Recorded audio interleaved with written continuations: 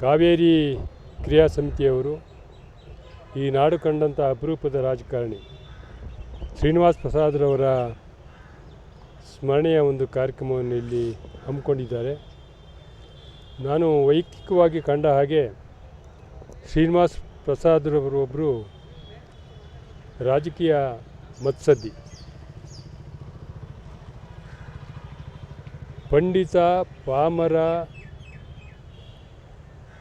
ದಲಿತ, ತುಳಿತಕ್ಕೊಳಗಾದವರು, ಬಡವರು, ಬಲ್ಲಿದರು ಯಾವುದೇ ವ್ಯತ್ಯಾಸ ಇಲ್ಲದೆ ಎಲ್ಲರನ್ನ ಸಮಾನವಾಗಿ ಕಂಡಂಥ ರಾಜಕಾರಣಿ ಏನಾದರೂ ಇದ್ದರೆ ಅದು ಶ್ರೀನಿವಾಸ್ ಪ್ರಸಾದ್ರವರು.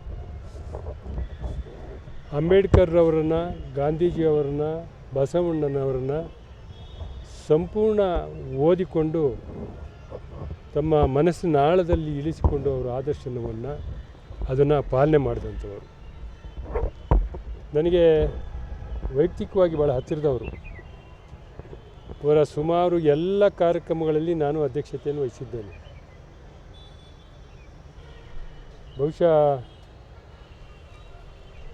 ವಿಶ್ವದ ಶ್ರೇಷ್ಠರ ಚಿಂತಕರ ಸಾಲಿಗೆ ಅವರು ಸೇರ್ತಾರೆ. ದುರಂತ ಅಂದರೆ ಅವರು ರಾಜಕೀಯವನ್ನು ಮಾಡಿದಂಥವರಲ್ಲ, ರಾಜಕಾರಣವನ್ನು ಮೈಗೂಡಿಸ್ಕೊಂಡಂಥವ್ರು. ನೀವು ಪಕ್ಷಾಂತರಿ ಆಗಿಬಿಟ್ರಲ್ಲ ಅಂಥೇಳಿ.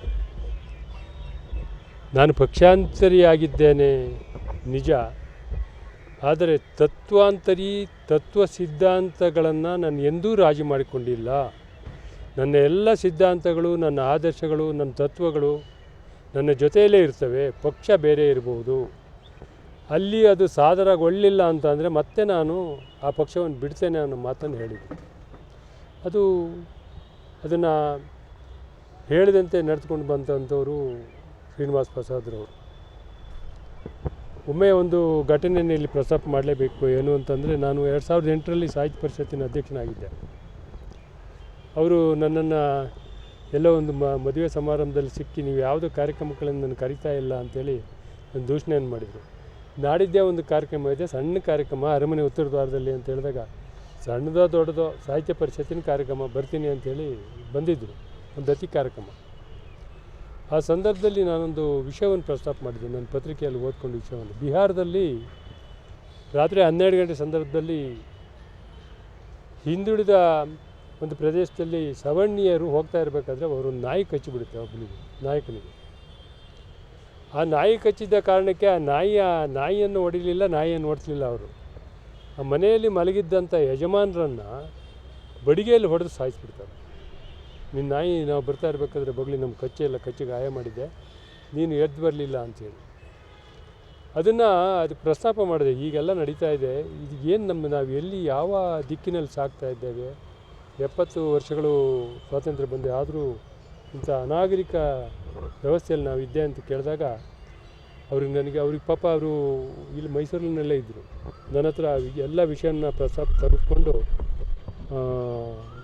ಲೋಕಸಭೆಯಲ್ಲಿ ಅದನ್ನು ಪ್ರಸ್ತಾಪ ಮಾಡಿ ಅವರಿಗೆ ಸಜೆ ಆಯಿತು.